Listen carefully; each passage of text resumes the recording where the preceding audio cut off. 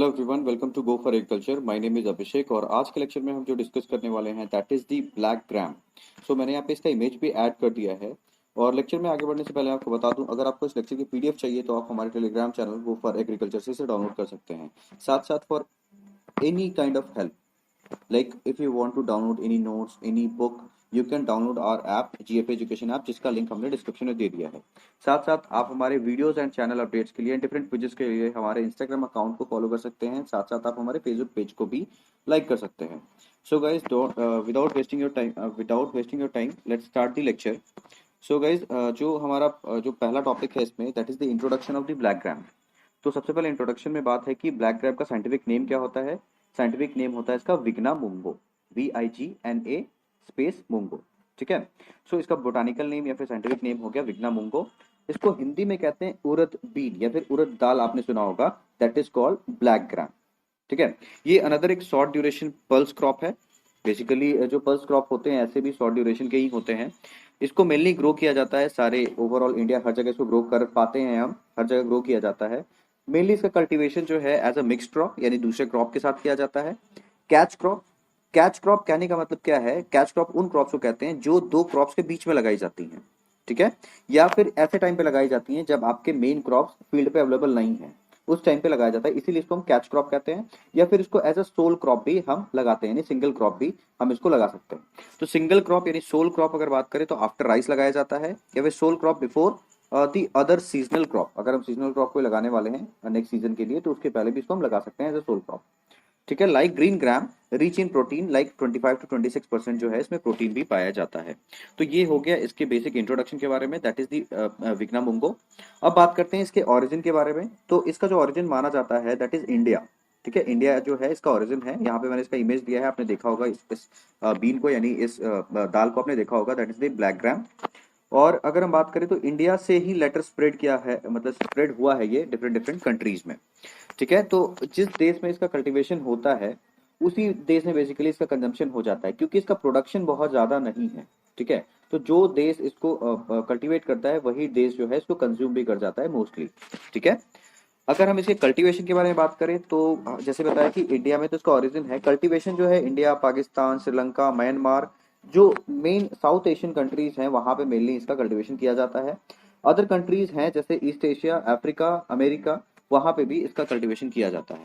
Next मैं इसके कुछ स्टैटिकल डेटा पे अगर बात करूं इंडिया के पॉइंट ऑफ व्यू से, तो मैंने आपको यहाँ पे एक जोन वाइज भी जो एक डिटेल है वो दिया है। सेकंड थिंग ये है कि आप इसके प्रोडक्शन, प्रोडक्टिविटी और जो एरिया है आप उसको चीजों को देख सकते हो इस टेबल के हिसाब से। ठीक है। मतलब ये जो डेटा है मैंने आपको 2015-16 का दिया है, हमारे पास लेटेस्ट डेटा अवेलेबल नहीं था, फिर भी आप देख सकते हो जो कल्टीवेशन है ऑल ओवर इंडिया में वो मेनली इन्हीं स्टेट्स में की जाती है। ठीक है। UP, Maharashtra, MP, Rajasthan, Gujarat, Andhra Pradesh, Tamil Nadu, Karnataka and Orissa में। ठीक है। इनके जोन्स भी बटे हुए हैं, north zone, west zone, south zone, east zone and all India, मतलब ओवरऑल इसको अगर हम सबको एक जगह काउंट करते हैं। जो थर्ड कॉलम आपको दिख रहा है मिलियन हेक्टेयर में, दैट इज द एरिया। ठीक है। Million ton is the production and tons per hectare are the productivity. तो अगर हम एरिया वाइज अगर बात करें तो आप एरिया में सबसे देखो आंध्र प्रदेश। ठीक है। आंध्र प्रदेश जो है सबसे ज्यादा लैंड अपना जो है वो यूज करता है for the cultivation of the black gram. ठीक है। मतलब हम अदर स्टेट से कंपेयर कर रहे हैं तो सबसे ज्यादा लैंड जो है आंध्र प्रदेश का यूज होता है। प्रोडक्शन वाइज भी अगर हम देखते हैं तो सबसे ज्यादा प्रोडक्शन किसका है? आंध्र प्रदेश का ही है। लेकिन अगर प्रोडक्टिविटी के बारे में बात करते हैं तो प्रोडक्टिविटी जो है वो कर्नाटका में सबसे ज्यादा होती है। मतलब अगर हम बात करें प्रोडक्टिविटी का मतलब क्या होता है? Production per hectare of the land. ठीक है। तो वो सबसे ज्यादा हमारा कर्नाटका में है। तो इसका रीजन बहुत सारा हो सकता है। फर्स्ट, वहां पे हो सकता है कि हमने ऐसी वैरायटीज यूज करी हैं जिसकी प्रोडक्टिविटी इनहेरिएंट ही, मतलब जेनेटिकली ही ज्यादा हो। या फिर हम वहां पे फर्टिलाइजर्स जो है ज्यादा यूज करते हो, ये ज्यादा ना बोल के हम एफिशिएंट फर्टिलाइजर्स यूज करते हो, या फिर हम वहां पे जो मेथड ऑफ क्रॉपिंग है वो डिफरेंट हो। तो बहुत सारे रीजंस हो सकते हैं उसकी प्रोडक्टिविटी वहां ज्यादा होने की। लेकिन आपको याद रखना है, याद इन द सेंस आप साउथ जो स्टेट्स हैं उनमें ही यानी साउथ जोन जो है वहीं पे ब्लैक ग्राम का ज्यादा कल्टीवेशन है। Andhra Pradesh and Karnataka both comes in the south zone. I hope आपको ये जो स्टैटिकल डेटा था क्लियर है। Now moving to the next part, that is the climatic requirement. ठीक है। तो सबसे पहला, it is a tropical crop, means इसको ट्रॉपिकल रीजन में हम कल्टीवेट करते हैं। ठीक है। Second, tolerate high temperature. Even जितने भी पल्स क्रॉप हैं सारे क्रॉप जो होते हैं हाई टेम्परेचर को टॉलरेट कर सकते हैं। ठीक है। Also cultivated in summer season, मतलब कहने का मतलब है हाई टेम्परेचर में तो कर ही रहे हैं तो कल्टिवेट किया जाता है इसको। ऑल्सो नहीं लिखना चाहिए था, cultivated in summer season mainly होना चाहिए, ठीक है। ये शॉर्ट डे प्लांट है और डे न्यूट्रल प्लांट भी है, कहने का मतलब इसके डिफरेंट वेराइटीज जो हैं शॉर्ट डे प्लांट की तरह भी बिहेव करती हैं और डे न्यूट्रल प्लांट की तरह भी बिहेव करती हैं। कल्टीवर्स मतलब वेराइटीज, हम इन केस ऑफ प्लांट जो है उनको कल्टीवर्स कहते हैं, ठीक है। जिनका ऑप्टिमम टेम्परेचर रेंज है वो है 25 to 35 degree centigrade for their better growth, लेकिन ये टॉलरेट कर सकता है up to 42 degree of centigrade of temperature, ठीक है। यहाँ पे आप देख सकते हो दिस इज ब्लैक ग्राम और ये इसके पॉट्स लगते हैं, ठीक है। जब हम हार्वेस्टिंग करते हैं तो ये पॉट्स के कलर जो होते हैं बहुत ड्राई होकर ब्लैक कलर के हो जाते हैं, ठीक है। तो अगर हम प्लांट के बारे में बात करें तो like green gram short plant होता है, इरेक्ट होता है, शॉर्ट एंड इरेक्ट मतलब स्ट्रेट प्लांट, ठीक है। Flowers are borne in clusters, clusters मतलब गुच्छे में फ्लावर्स बनते हैं, और 5 to 6 ऑन ए शॉर्ट हेरी पिडंकल।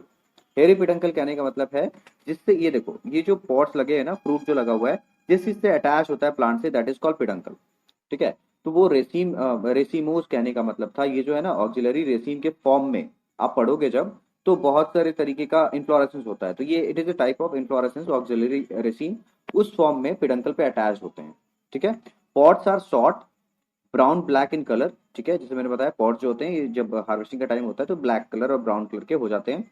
हेयरी होते हैं विथ स्टाउट हुक बीक, ठीक है। अगर इनके एंड पे देखोगे ये आप, अगर आप इसको थोड़ा सा मैं जूम कर देता हूँ तो आप देखो ये जो इसका जो एंड है, ये जो बीक है, ठीक है, तो स्टाउट आगे की तरफ निकला हुआ बीक की तरह लगता है।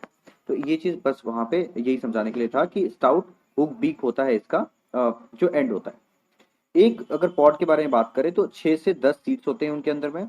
वेट अगर बात करते हैं तो 40 to 50 मिलीग्राम होता है पर पॉड का, ठीक है। या फिर अगर हम बात करें तो 40 ग्राम जो वजन होता है वो 1000 सीड्स का होता है, जिसको हम लोग टेस्ट वेट कहते हैं ना। तो ब्लैक ग्राम के लिए जो टेस्ट वेट है that is 40 gram. I hope this one is clear. अगर हम इनके सीजन्स के बारे में बात करें तो basically warm weather with irrigation चाहिए, वार्म वेदर हो और इरिगेशन हो तो वहाँ पे इजीली लगा सकते हैं। Sowing during winter faces low temperature, कहने का मतलब अगर हम सोइंग करते हैं विंटर में तो लो टेम्परेचर फेस करना पड़ता है, तो वहाँ पे जर्मिनेशन में भी वहाँ पे दिक्कत हो सकती है, ठीक है। Okay, so now moving to the varieties. तो बेसिकली मैंने जो डेटा उठाया तमिलनाडु से, तो वहाँ के मोस्टली वेराइटीज यहाँ पे दिया गया है। तो T9, CO4, CO5, KM2 ये सारी जो हैं ये वेराइटीज हैं, और यहाँ पे डे मेंशन किया गया है कि कितने डेज के लिए ये जो वेराइटीज हैं लगती हैं, मतलब इनका हार्वेस्टिंग हम कितने दिन में कर सकते हैं। So it is not very important क्योंकि ये स्पेशली एक स्टेट के लिए है। और एग्जामिनेशन पॉइंट ऑफ व्यू से अगर आप चाहो तो हमारे टेलीग्राम ग्रुप से हमने हर चीज़ों का मतलब हर क्रॉप का वहाँ पे आपको PDF दे दिया है, ठीक है। इवन अगर ब्लैक ग्राम का नहीं अवेलेबल है तो वो चीज़ भी वहाँ दे देंगे, तो इंपॉर्टेंट जो वेराइटीज है आप वहाँ से रीड आउट कर सकते हो, ठीक है। क्योंकि वो हर सारी चीज़ें एग्जामिनेशन पे कि एग्जामिनेशन में जैसे जैसे जो नई वेराइटीज ऐड होती हैं वो इंपॉर्टेंट होता चला जाता है, तो वो सारी चीज़ें हमेशा अपडेट हो जाएंगी। अगर हम सीड रेट के बारे में बात करें तो सीड रेट जो है 20 to 25 kg पर हेक्टेयर, यानी पर हेक्टेयर में हमें 20 से 25 kg सीड्स लगता है अगर ब्लैक ग्राम लगाना है तो। इरिगेशन जो है एज ग्रीन ग्राम, जैसे ग्रीन ग्राम में इरिगेशन करते हैं उसी तरीके से करना है। और अगर इरिगेशन को हमें शेड्यूल करना है तो वो IW/CPE रेशियो से करते हैं, मतलब इसके हिसाब से करते हैं। IW क्या है, इरिगेशन वाटर, और CPE क्या है, कॉम्युलेटिव पैन इवेपोरेशन। ये क्या है, ये एक रेशियो है जिससे हम कैलकुलेट करते हैं, यानी कह सकते हैं शेड्यूल करते हैं इरिगेशन हमें कब कब करना है। तो अगर इस रेशियो ये जो वैल्यू है अगर ये 0.6 से 0.9 आ रहा है, ठीक है, तो वो समर के लिए है, ठीक है। और इसको हम बोलते हैं गुड है, मतलब ये जो वैल्यूज आनी चाहिए फॉर समर 0.6 से लेके 0.9 आना चाहिए, ठीक है। नेक्स्ट अगर बात करें सॉइल सीड बेड प्रिपरेशन के बारे में, तो सेम एज ग्रीन ग्राम, जैसे मैंने ग्रीन ग्राम लेक्चर में आपको बताया है सेम उसी तरीके से यहाँ पे भी हम सीड बेड का प्रिपरेशन करते हैं। नेक्स्ट अगर हम बात करें क्रॉपिंग सिस्टम के बारे में, दैट इज द ये हम डिस्कस कर रहे हैं, ये हमारा लास्ट स्लाइड है।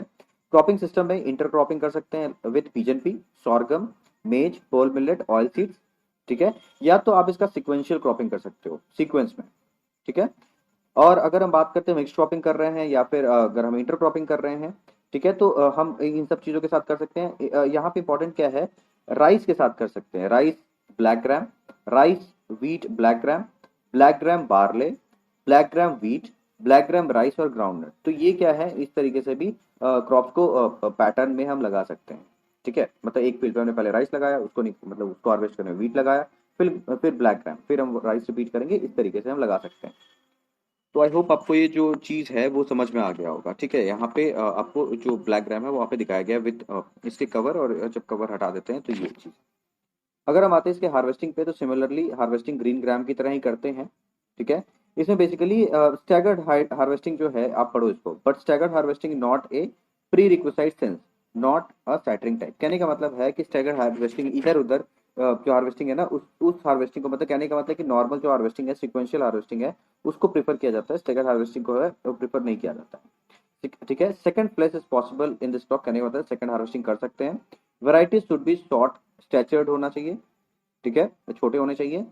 For this ad additional fertiliser, अगर हमें चाहिए अगर ऐसा सेकंड जो क्रॉप है, यानी सेकंड टाइम भी हम हार्वेस्ट करें सेम क्रॉप से, तो हमें तो पहले शॉर्ट स्टैचर्ड क्रॉप चाहिए। सेकंड, एडिशनल फर्टिलाइजर हमें देना पड़ेगा एट फ्लावरिंग, एंड हमें इरिगेशन एटलीस्ट 2 टाइम बढ़ाना पड़ेगा। ठीक है, ग्रोथ जो है इससे 15 दिन के लिए बढ़ जाएगी। ठीक है, ग्रेन एल्ड जो है वो भी इनहांस हो जाएगा, तभी तो हम उसको डबल हार्वेस्ट करेंगे।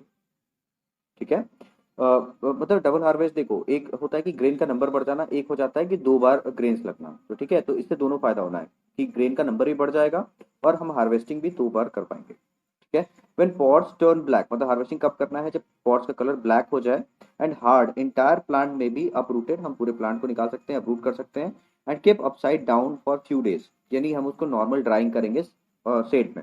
After drawing and volume reduce, उसके बाद हम ड्राइंग के बाद क्या करते हैं, वॉल्यूम रिड्यूस करते हैं ताकि हम ट्रांसपोर्ट कर पाए इजिली, और उसका थ्रेशिंग करते हैं फ्लोर पे पटक पटक के, मतलब पटक देते हैं उसको, और उसमें से उसके जो स्पॉट्स में से सीड्स को निकाल लेते हैं।